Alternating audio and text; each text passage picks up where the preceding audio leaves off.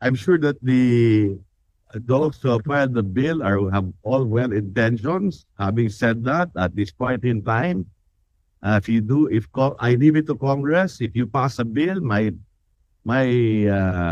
warning will be that there will be a possible credit rating downgrade. Mhm. And Yes. why is that? Because today, tignan lang ninyo, in next year, ang makokolekta natin sa VAT, BIR and BOC will roughly be 1.5 trillion. Ang pasweldo lang ng empleyado natin ay 1.7 trillion next year. So ang total VAT collection is not even enough to pay for the salaries of all our employees. Ang deficit natin next year nasa 1.6, 1.7 trillion.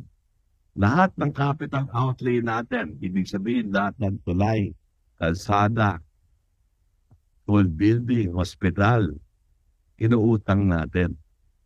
So kung magbabawas pa tayo ng revenue, baka pati ang current operating expenses natin uutangin na rin natin. So a 20% reduction of 1.5 trillion for next year is 300 billion. So yan yung sasabang 12 to 10.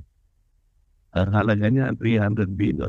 Kasing laki na rin ng budget ng Department of Health.